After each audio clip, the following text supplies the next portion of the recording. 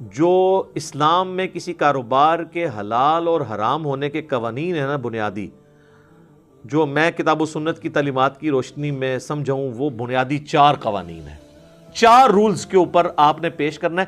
میں آپ کو ڈاکٹرن کلیئر کروں گا، باقی ہر بندے نے اپنا کاروبار خود اس میں فٹ کرنا ہے۔ یہ نہیں ہے کہ آپ 1000 کاروباروں کی لسٹ مجھے بھیج دیں، بتائیں کون سا حلال ہے حرام، میں نہیں بتا سکوں گا، مجھ سے بہتر آپ خود بتا لیں گے۔ اگر آپ کو رولز پتہ چل جائیں گے تو آپ یہ فنکشن اپلائی کریں گے، رزلٹ آپ کے سامنے آ جائے گا۔ کیونکہ جو آپ نے مجھے ایکسپلین کرنا ہے اس سے بہتر آپ خود جانتے ہیں کہ اس کاروبار میں کیا کیا 2 نمبری ہے، کیا کیا چیزیں ٹھیک ہیں غلط ہیں۔ میں آپ کو رولز بتا دیتا ہوں۔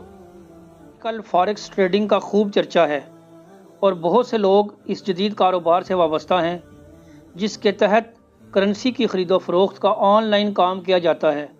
کیا کرنسی کے اتار چڑھاؤ سے ملنے والا نفع حلال تصور ہوگا؟ کیا بغیر کوموڈٹی کو شامل کیے اور بغیر محنت کے حاصل ہونے والی رقم اور نفع حلال تصور ہوگا؟ دیکھ جی، پہلے تو یہ اپنے دماغ کا کیڑا نکال لیں کہ جو یہ پبلک کے اندر مشہور ہے نا کہ جو بھی مال و دولت آپ کو بغیر محنت کے حاصل ہو جائے وہ حرام ہے، تو یہ بالکل مت ہے، اس کی کوئی اصل نہیں ہے۔ ورنہ آپ پہلا علم الکلام پھکی والا جواب اینٹی وینم لے لیں کہ کچھ عرصہ پہلے ہی 60-70 ہزار روپے تولا تھا سونا، چند مہینوں میں وہ 1.25 لاکھ تک پہنچ گیا، ابھی بھی 1 لاکھ سے اوپر ہی ہے۔ تو میرے بھائی بیٹھے بٹھائے لوگوں کو ملینز آف روپیز کا نفع ہوا ہے، جس کے پاس 50 تولے سونا ہے، 100 تولے سونا ہے، تو بغیر محنت کے، محنت کیا کچھ بھی نہیں کرنا پڑا ان کو۔ تو آپ یہ کہیں گے گھر بیٹھے بیٹھے جو سونے کی قیمت چڑھ گئی اس کی وجہ سے ان کو جو نفع ہوا ہے یہ حرام ہے؟ نعوذ باللہ۔ اس سے بھی اگلا ورژن بخاری اور مسلم میں کئی احادیث ہیں کہ صحابہ کرام علیہم رضوان اپنی زمینوں کو کرائے پہ دیا کرتے تھے یہودیوں کو، محنت یہودیوں کی ہوتی تھی اور جب نفع ہوتا تھا تو وہ پرسنٹیج آپس میں تقسیم کرتے تھے۔ یہ سلیپنگ پارٹنر کا جو کنسیپٹ ہے، مداربہ جسے کہتے ہیں، مداربہ میں کیا ہوتا ہے؟ انویسٹمنٹ ایک بندے کی ہوتی ہے، محنت دوسرے کی۔ البتہ اس میں یاد رکھیے گا کہ اگر مداربہ والا کیس ہے نا تو جب نقصان ہوگا نا تو نقصان سارا اس نے برداشت کرنا ہے جس کی انویسٹمنٹ ہے، جس نے محنت کی ہے نا اس نے نقصان نہیں پھر برداشت کرنا۔ وہ کہتے ہیں نقصان ہوا تو آدھا آدھا، نہ، نقصان ہوا تو پورا اس کا جس کے پیسے ہیں۔ وجہ یہ ہے کہ بیچارہ جس نے محنت کی اس کے پلے تو پہلے ہی کچھ نہیں ہے، آپ نقصان بھی اس پہ ڈالیں گے۔ دوسرا، اس بیچارے کی محنت ضائع ہوئی ہے، آپ کا مال ضائع ہوا ہے۔ اگر میں نے زمین کسی کو کرائے پہ دی کہ یہاں پہ تم فصل اگاؤ، فصل برباد ہو گئی، تو اب اس کا جو نقصان ہے وہ سارا میں نے برداشت کرنا ہے۔ اگانے والے کی محنت ضائع ہوئی، میرا مال ضائع ہوا۔ اس بیچارے کی محنت بھی گئی، الٹا آپ اس کے اوپر پلنٹی بھی ڈالیں تو یہ تو ظلم کا نظام ہے، اس لیے یہ نہیں چل سکتا۔ اور اس میں ایک اور بات میں عرض کر دوں، یہ منافع کی بھی جو شرح ہے نا جو پبلک میں مشہور ہے کہ جی اتنا منافع آپ لے سکتے ہیں، اتنا نہیں لے سکتے، جتنا مرضی آپ منافع لیں، اس کے اوپر چیک جو ہے نا وہ اوپن مارکیٹ رکھے گی، بلیک مارکیٹنگ نہ ہو۔ تو سر آپ آلو کو 1 لاکھ روپے کلو بیچیں، انشاءاللہ آپ سے لے گئی کوئی نہیں، الا یہ کہ آپ پوری مارکیٹ کا آلو اٹھا کے بلیک مارکیٹنگ شروع کر دیں۔ تو بلیک مارکیٹنگ ذخیرہ اندوزی نہیں ہونی چاہیے، منافع آپ جتنا مرضی، تو وہ خود کنٹرول کرتی ہے مارکیٹ۔ اگر آج کوئی ایک صابن کی ٹکیا جو ہے وہ 100 روپے کی ٹکیا کو 1000 کا بیچے گا تو وہ کتنوں کے آگے بیچ سکتا ہے؟ دوسرے مارکیٹ میں آئیں گے وہ کہیں گے جی ہم 100 روپے کی بیچیں گے، ان کی بکے گی اس کی بکے گی نہیں۔ تو یہ خود بخود اللہ نے نیچرل سسٹم ایسا بنایا ہے کہ ذخیرہ اندوزی نہ ہونا، منافع آپ جتنا مرضی لیں۔ یہ تو ظلم ہے کہ اگر کوئی شخص کہے کہ 2 ایک طرح کا منافع لیں گے۔ مثلا اب میرا ایک سٹی جیلم بھی ہے، ایک اسلام آباد، میرے دونوں جگہ گھر ہے۔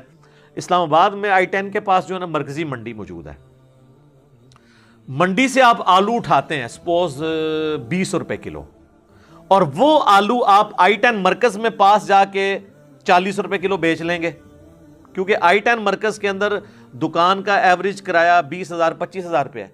لیکن اب آپ یہ ایکسپیکٹ کریں کہ F11 میں جا کے وہی 20 روپے کلو آلو اٹھانے والا وہاں بھی 40 کے بیچے، سر وہاں وہ 70 میں بیچے گا، کیونکہ اس کی دکان کا کرایہ 30-40 ہزار روپے ہے، پھر وہ ٹرانسپورٹیشن کاسٹ بھی ہے۔ یہ اسلام آپ پہ کبھی قدغن لگا ہی نہیں سکتا کہ آپ نے اتنے % منافع لینا ہے۔ ہاں باقی جو ریٹیل کی قیمت ہے اور تھوک والی قیمت کا اور پرچون کی قیمت کا جو پورے ملک میں سپلائی مین کمپنیاں کرتی ہیں وہ تو ٹھیک ہے، کہ ایک گھی کے ڈبے کی کراچی میں جو قیمت ہے پشاور میں وہی ہوگی. اس کی وجہ ہے کہ وہ ٹرانسپورٹیشن کاسٹ کمپنی برداشت کر رہی ہوتی ہے, وہ تو آپ ریٹ اوپر نیچے نہیں کر سکتے, یہ ذہن میں رکھیے گا, وہ تو جرم ہے, اسی لیے اس کی قیمت اس کے اوپر لکھی ہوئی ہوتی ہے. تو وہ گورنمنٹ جو چیزیں کنٹرول کر رہی ہوتی ہے وہ اپنی جگہ. اب یہ رہ گیا فارکس ٹریڈنگ کا. یہ بیسیکلی ورڈ ہے فارن ایکسچینج ٹریڈنگ, یعنی جو دوسرے ملک کی جو کرنسی ہے اس کی ایکسچینج کی تجارت. تو اسے یعنی اکٹھا کر کے فارکس ٹریڈنگ پڑھ دیا جاتا ہے ایک مختصر طور کے اوپر, جس طرح نیشنل جغرافک کو نیٹ جیو کہا جاتا ہے, حالانکہ وہ نیشنل جغرافک چینل ہے. تو نیشنل میں سے NAT لے لیتے ہیں اور جیوگرافک میں سے GEO, تو کہتے ہیں نیٹ جیو چینل, حالانکہ وہ پورا ورڈ یہ ہے. تو یہ فارکس ٹریڈنگ کو ڈسکس کرتے ہوئے بنیادی چیز آپ سمجھ لیں کہ جو اسلام میں کسی کاروبار کے حلال اور حرام ہونے کے قوانین ہیں نا بنیادی, جو میں کتاب و سنت کی تعلیمات کی روشنی میں سمجھاؤں, وہ بنیادی 4 قوانین ہیں, 4 رولز کے اوپر آپ نے پیش کرنا ہے. میں آپ کو ڈاکٹرن کلیئر کروں گا, باقی ہر بندے نے اپنا کاروبار خود اس میں فٹ کرنا ہے. یہ نہیں ہے کہ آپ 1000 کاروباروں کی لسٹ مجھے بھیج دیں, بتائیں کون سا حلال ہے حرام, میں نہیں بتا سکوں گا. مجھ سے بہتر آپ خود بتا لیں گے اگر آپ کو رولز پتہ چل جائیں گے. تو آپ یہ فنکشن اپلائی کریں گے, رزلٹ آپ کے سامنے آ جائے گا. کیونکہ جو آپ نے مجھے ایکسپلین کرنا ہے اس سے بہتر آپ خود جانتے ہیں کہ اس کاروبار میں کیا کیا 2 نمبری ہے, کیا کیا چیزیں ٹھیک ہیں غلط ہیں. میں آپ کو رولز بتا دیتا ہوں, آپ اللہ کو سامنے رکھتے ہوئے خود فیصلے تک پہنچ جائیں گے. جو صحیح مسلم میں حدیث ہے, گناہ وہ جو تیرے دل میں کھٹکے اور تو اس بات سے ڈرے کہ لوگ مطلع ہو جائیں اس کے اوپر کہ یہ کر رہا ہے. تو گناہ اندر کا مفتی آپ کو بتائے گا یہ گناہ ہے. اچھا, اندر کا مفتی اسی کا بتائے گا جسے پتا ہوگا. جس کو پتہ ہی نہیں ہے کہ حلال اور حرام کیا ہے, اس کو مفتی نے کیا بتانا ہے, وہ تو مفتی مرے ہے اور مفت ہی مفتی ہے. تو یہ بنیادی اصولی گفتگو میں کروں گا. ڈاکٹرن کیا ہے اسلام میں کاروبار کے حلال اور حرام ہونے کی. پہلا رول یہ ہے کہ آپ جو کاروبار کر رہے ہیں وہ حلال پروڈکٹ کا کاروبار ہونا چاہیے, حلال چیز کی خرید و فروخت, سبزی, گوشت, اس کے علاوہ باقی جو پروڈکٹس ہم گھی, چینی, دالیں استعمال کرتے ہیں, پروڈکٹ حلال ہونی چاہیے. یا پروڈکٹ تو کھانے میں حرام ہے لیکن اس کی تجارت حلال ہے, جس طرح گدا آپ خرید و فروخت تو کر سکتے ہیں لیکن پکا کے کھا نہیں سکتے. ہاں, ہوٹل والے آپ کو زبردستی کھلا دیں اولاد آباد ہے, ان بیچاروں کو تو نہیں پتا جو کھا رہے ہوتے ہیں. لیکن گدے کی خرید و فروخت حرام نہیں ہوگی اس وجہ سے کہ اس کا گوشت حرام ہے. اس کی وجہ یہ ہے کہ وہ دوسرے پرپس کے لیے استعمال ہوتا ہے, ٹرانسپورٹیشن کے لیے. تو اس اعتبار سے یہ اس پہ فتویٰ نہیں لگے گا. البتہ اگر کوئی شراب کی خرید و فروخت کرتا ہے تو کتنی احادیث ہیں بخاری مسلم میں, ترمذی میں ڈیٹیل کے ساتھ, تو وہ تو 10 چیزیں گنوائی گئی ہیں. شراب اٹھانے والا, لے جانے والا, لوڈ کرنے والا, ان لوڈ کرنے والا, بیچنے والا, خریدنے والا, سب پہ نبی اسلام نے ایک ایک کا نام لے کے لعنت فرمائی ہے. اسی طریقے سے جو نشاور چیزیں ہیں, ہیروئن کو اسمگل کرتا ہے, تو اب یہ نہیں کہہ سکتا جی, وہ جس طرح KP میں ایک مشہور ہم نے ایک لطیفہ سنا ہے, جو سمگلر ہے وہ کہنے لگا دیکھو جی گدھا بھی تو کھانا حرام ہے نا, کاروبار تو حلال ہے, تو ہیروئن کا نشہ حرام ہے, ہیروئن کا کاروبار تو حلال ہے نا. نہیں, نشاور چیزوں کا کاروبار بھی حرام ہوگا. تو یہ پہلی شرط ہے کہ پروڈکٹ حلال ہو, اس کا کاروبار حلال ہوگا. یا پروڈکٹ کھانے میں تو حرام ہے لیکن ویسے اس کا کاروبار آپ کر سکتے ہیں, جس طرح میں نے آپ کو گدھے کی مثال دی کہ کھانے میں حرام ہے لیکن وہ دوسرے کاموں میں استعمال ہوتا ہے, تو آپ اس کا کاروبار بھی کر سکتے ہیں. دوسرا رول یہ ہے کہ کاروبار میں غرر, عربی میں کہتے ہیں دھوکے کو, یہ نہیں ہونا چاہیے. ملاوٹ نہیں ہونی چاہیے, بالکل ہر چیز کرسٹل کلیئر ہونی چاہیے. غرر آ گیا, سامنے کچھ اور آپ نے رکھا ہے, اندر کھاتے اور کوئی کام ڈال رہے ہیں, غرر اور دھوکہ آ گیا. تو اس کی وجہ سے آپ یہ دیکھ لیں, یہ پلاٹوں کا جو کاروبار ہو رہا ہے اور فائل کی قیمت کہاں سے کہاں تک چڑھاتے ہیں, خود مارکیٹ کے اندر پیسہ پھینک کے یہ غرر کر رہے ہوتے ہیں. تو یہ تو پھر یہ وہ گناہ ہے جو آپ کے دل میں کھٹکتا ہوگا کہ آپ یہ کیا حرکت کر رہے ہیں. غرر اور دھوکہ نہیں ہونا چاہیے. اس میں وہ سپورٹی حدیث ہے صحیح مسلم کی, نبی الاسلام ایک اناج کے ڈھیر کے پاس سے گزرے, آپ نے اپنی مبارک انگلیاں اس میں داخل کی تو وہ گیلی تھی. آپ نے کہا یہ کیا ہے, کہ یا رسول اللہ رات کو بارش ہوئی تھی تو تو آپ نے فرمایا کہ اگر بارش ہوئی تھی اور یہ پانی نیچے اندر تک پہنچا، اوپر والا تو خشک ہو گیا نا، کیونکہ نیچے بہہ گیا نا، اوپر سے خشک، تو آپ فرمایا تیرا کام تھا کہ یہ جو گیلی والی گندم ہے اس کو اوپر کرتا تاکہ لوگ اس کے عیب کے اوپر مطلع ہوتے. اور پھر آپ نے فرمایا من غشا فلیس منی، جس نے ملاوٹ کی اس کا مجھ سے کوئی تعلق نہیں ہے. یہ جو آپ نے اکثر 2 نمبر دودھ بیچنے والوں کی دکان کے بارے یہ حدیث لکھی ہوتی ہے نا، من غشا فلیس منی، جس نے ملاوٹ کی وہ ہم میں سے نہیں، یہ پوری حدیث اس طرح ہے کہ ایک پریکٹیکل واقعہ ہوا تھا کہ جس نے ملاوٹ کی وہ ہم میں سے نہیں. اچھا، تیسرا رول یہ ہے کہ جو اشیاء خرد و نوش ہیں، جو بیسک نیڈ کی چیزیں ہیں، آلو، ٹماٹر، پیاز، کھانے پینے کی چیزیں، ان میں بلیک مارکیٹنگ الاؤ نہیں ہے، ذخیرہ اندوزی. لیکن یہ بیسک نیڈ کی چیزیں، جو بیسک نیڈ کی چیزیں نہیں ہیں، اس میں کوئی شخص کوئی چیز سٹور کر کے رکھتا ہے اور بعد میں جب مہنگی ہوتی ہے بیچ دیتا ہے، اس میں کوئی حرج نہیں ہے. لیکن جو بیسک نیڈ کی چیزیں ہیں، جو لوگوں کی ضرورت ہے، وہ اٹھاتا ہے، تو وہ ذخیرہ اندوزی ہے. اس کے بارے میں صحیح مسلم میں حدیث ہے، ذخیرہ اندوزی کرنے والا گناہگار ہے.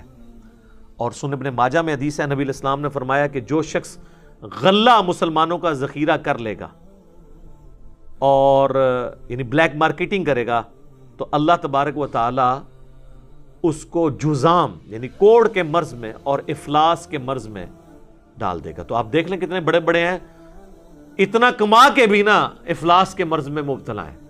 یا تو یہ ہے کہ اتنا ہی نکل جاتا ہے، یا کھانا نصیب نہیں ہوتا، معدے کا السر ہو جاتا ہے، بس اب آپ نوٹ چاٹ لو. اولاد جو ہے وہ ایسی نافرمان نکلتی ہے کہ اسی باپ کو قتل کر کے تو سب کچھ ہتھیا لیتی ہے. تو کئی معاملوں میں مفلسی آ جاتی ہے. افلاس بہت ڈیٹیل معنوں میں ہے، صرف پیسے کا افلاس نہیں ہے، وفادار بیوی نہیں ملے گی، یہ افلاس ہو جائے گا، اچھے دوست نہیں ملیں گے، یہ افلاس ہو جائے گا. تو ذخیرہ اندوزی نہیں ہونی چاہیے. اور چوتھا رول یہ ہے کہ جوا یا سود، اسپیسیفکلی سودی لین دین اس میں نہیں ہونا چاہیے، کیونکہ سورۃ البقرہ کی آیت نمبر 279 میں اللہ تعالیٰ نے فرمایا کہ جو لوگ سود کھا رہے ہیں اللہ اور اس کے رسول سے اعلان جنگ ہے ان کا. یہ واحد گناہ ہے جس پہ یہ وعید ہے. اتنی بڑی وعید کسی اور گناہ کے لیے نہیں. اور ڈاکٹر سرار صاحب کی بات میں انڈورس کروں گا، انہوں نے بہت پیاری بات کی تھی کہ جس طرح عقیدے میں سب سے بڑا گناہ شرک ہے نا، اعمال میں سب سے بڑا گناہ سود ہے. آج پوری دنیا میں جو یہ کیپٹلزم کا جو فتنہ ہے، یہ سودی نظام کے ذریعے تو استحصال ہو رہا ہے غریب لوگوں کا. امیر تر ہو رہے ہیں، غریب سے غریب تر ہو رہے ہیں. تو سودی کاروبار نہیں ہونا چاہیے. اور صحیح مسلم میں حدیث ہے، وہ تو بڑی ڈیٹیل ہے، سود لکھنے والا، لکھوانے والا، اس کی گواہی دینے والا، کھانے والا، کھلانے والا، سب پہ نبی علیہ السلام فرمایا اللہ کی لعنت ہے. بولے اعوذ باللہ تعالی. تو یہ 4 میں نے آپ کو رولز بتا دیے. نمبر 1، پروڈکٹ حلال ہو، یا پروڈکٹ کھانے میں تو حرام ہے لیکن اس کی تجارت حلال ہو تو درست ہے. نمبر 2، غرر اور دھوکہ نہیں ہونا چاہیے. نمبر 3، جو بیسک نیڈ کی چیزیں ہیں ان کے اندر ذخیرہ اندوزی نہیں. انوینٹری تو آپ بنا سکتے ہیں لیکن ذخیرہ اندوزی نہ ہو کہ مارکیٹ سے آپ نے سارے آلو اٹھا لیا، کہ بعض 8 کروڑ کا آلو اٹھا لیے جا کے انہوں نے ڈمپ کر دیا جناب کسی برف خانے کے اوپر، ٹھیک ہے، فریزرز کے اندر، اور پھر مارکیٹ میں ظاہر آلو چڑھ گیا. یہ چیز نہیں ہونی چاہیے.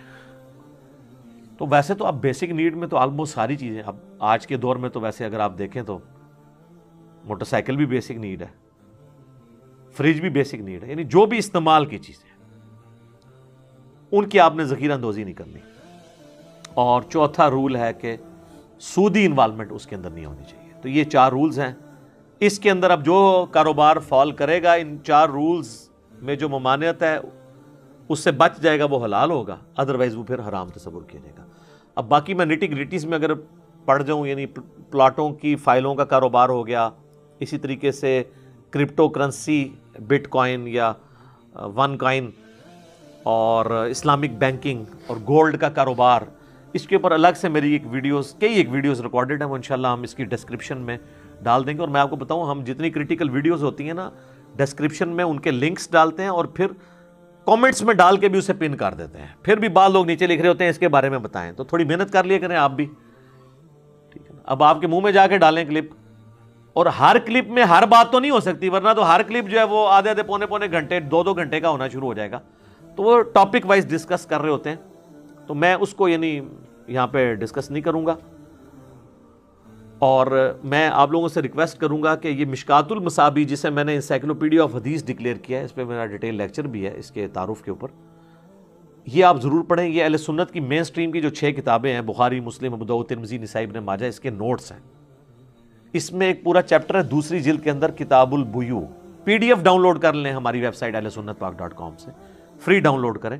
کتاب البیوع چیپٹر ہے، یعنی یہ جو کاروبار والا چیپٹر، اس میں 282 احادیث ہیں، آلموسٹ 300 کے قریب، 282.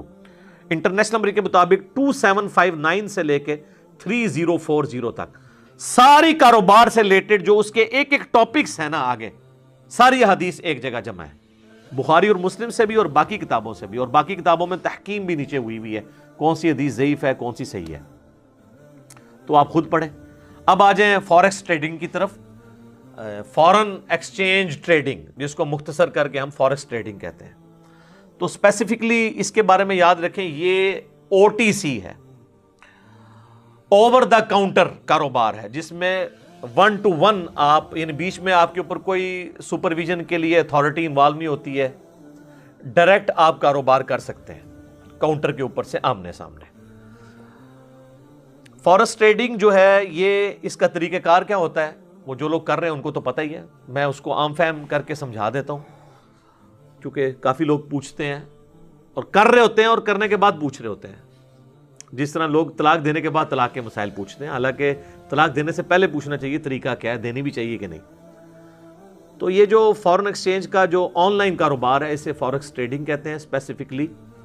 اس کے لیے آپ کو کسی بروکر سے رابطہ کرنا ہوگا، جو کسی کمپنی کا امپلائی ہوگا. جو بروکر کمپنیاں پوری دنیا میں بنی ہوئی ہیں، ان کے پھر وہ اکاؤنٹ ہوتے ہیں، اور وہ بروکر کمپنیاں اسٹاک ایکسچینج کمیشن کے پاس رجسٹرڈ ہوتی ہیں. بعض تو بغیر نہ آگے کوئی نہ پیچھے کوئی بروکر پھر رہے ہیں، ان کی کوئی گارنٹی نہیں، وہ آپ کا مال لے اڑیں گے اور آپ کوئی کلیم نہیں کر سکتے. میں ان بروکرز کی بات کر رہا ہوں، اور اس کے لیے ان کی ویب سائٹ کے اوپر آپ جائیں اسٹاک ایکسچینج کی، تو پوری لسٹ ہوگی کون کون سی کمپنی رجسٹرڈ ہے. تو وہ لیگل کاروبار ہے. اگر وہ کمپنی بھاگے گی نا، تو اسٹاک ایکسچینج اس چیز کی پابند ہے کہ وہ آپ کو اس نقصان کو پورا کر دے گی. تو آپ ایسے بروکرز کے ساتھ رابطہ کریں جو کسی ایسی کمپنی سے وابستہ ہیں، اور وہ پھر اکاؤنٹ بھی کمپنی کا آپ کو بتائیں گے. تو آپ اپنے کسی بھی اکاؤنٹ سے جو عام بینک کے اندر کھلا ہوا ہے، ان کے اکاؤنٹ کے اندر آن لائن پیسے ٹرانسفر کر کے اس کمپنی کے تھرو فیسلٹی حاصل کر سکتے ہیں کہ آپ ایک اتنی بڑی دنیا کی گلوبل مارکیٹ تک پہنچ جائیں گے. دنیا کے کسی ملک کے اندر بھی آپ کی انویسٹمنٹ جا سکتی ہے کاروبار کے اعتبار سے. تو مینلی یہ فوریکس ٹریڈنگ جو ہے وہ تعلق رکھتی ہے. اچھا، یہ جو میں باتیں کر رہا ہوں، آپ یہ نہ سمجھیں کہ میں نے کوئی انویسٹمنٹ کی ہوئی ہے، نہ میں نے کی ہوئی ہے، نہ آپ کو اس کے فضائل سنا رہا ہوں، نہ میرا کوئی مستقبل میں کرنے کا ارادہ ہے. میں صرف آپ کو اس وقت ایک ریلیجس ایشو کے طور پہ اسے ڈسکس کر رہا ہوں، کیونکہ اکثر لوگ سوال کرتے تھے.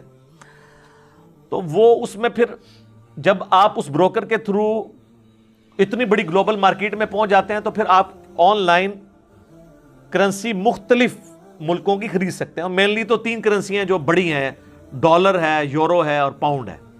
اس کے اتار چڑھاؤ کے اعتبار سے جو اس کی قیمت چڑھتی جا رہی ہے، ملکوں کے آپس میں اکانومیز چل رہی ہوتی ہیں، اس کی وجہ سے بعض کا آپ دیکھتے ہیں ڈالر اوپر چلا گیا ہے، پاؤنڈ نیچے آ گیا، اوپر چلا گیا. اس اتار چڑھاؤ کی وجہ سے آپ کو پروفٹ ہو جاتا ہے. تو اور وہ پروفٹ کا کچھ حصہ جو ہے وہ اس اعتبار سے کچھ ٹیکسز میں کٹ جاتا ہے، کچھ بروکر کو بھی اس کا فائدہ ہو جاتا ہے، کچھ آپ کو بھی ہو جاتا ہے. تو یہ بالکل حلال ہے، کرنسی کا کاروبار ہے. یہ پیسے کے بدلے پیسہ نہیں ہے. پیسے کے بدلے پیسہ تب ہے جب دونوں طرف ڈالر ہی ہو، ڈالر کے بدلے ڈالر ہو رہا ہو. تو ایسا نہیں ہوتا آپ ڈالر خریدتے ہیں، اس کی جو ڈالر کی قیمت چڑھتی ہے، اسی طریقے جو میں نے بتایا، آپ نے سونا خریدا اور بیٹھے بیٹھائے سونے کی قیمت چڑھ گئی، تو اس کاروبار کو کون حرام کہے گا؟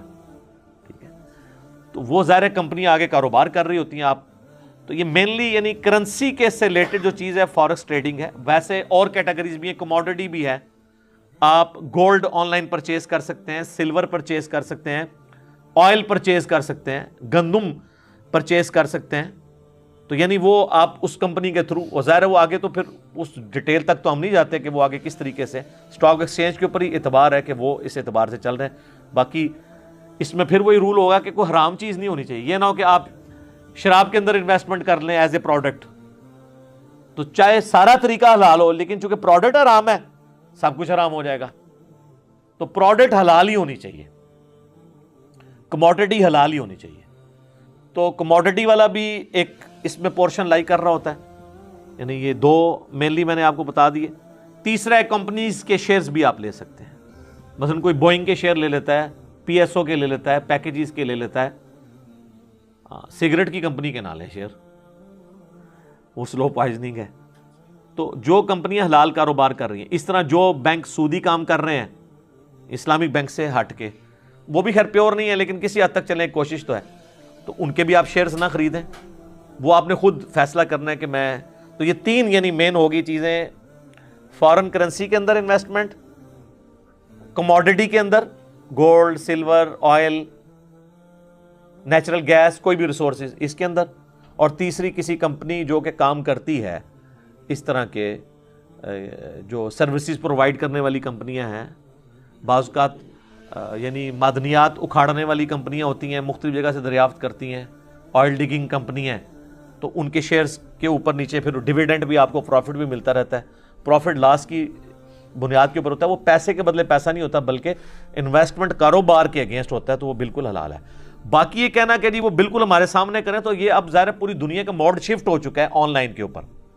وہ تو میں تو 2005 اور اب 2020 ہے، اکتوبر کا مہینہ شروع ہو چکا ہے. 15 سالوں میں نے تو اپنے دونوں گھروں کے بل، اسلام آباد والے کے ادھر کے، آج تک مجھے نہیں یاد میں کبھی بینک میں جمع کروانے گیا ہوں.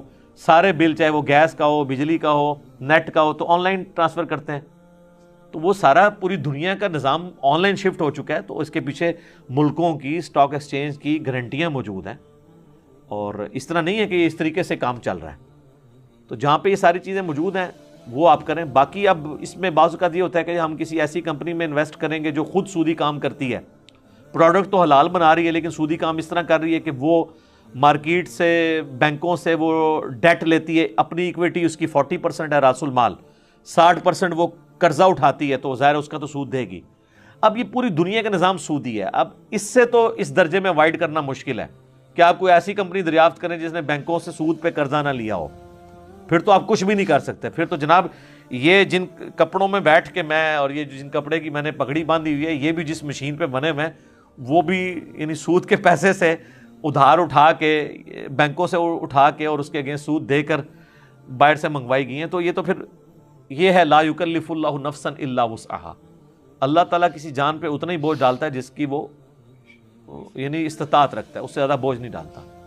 جہاں ڈائریکٹ آئے وہ نہیں. ہم اس کی بنیاد پہ آپ یہ نہیں کہہ سکتے سود کا دھواں تو پہنچ ہی رہا ہے ڈائریکٹ بھی کھانا شروع کر دو، نہیں.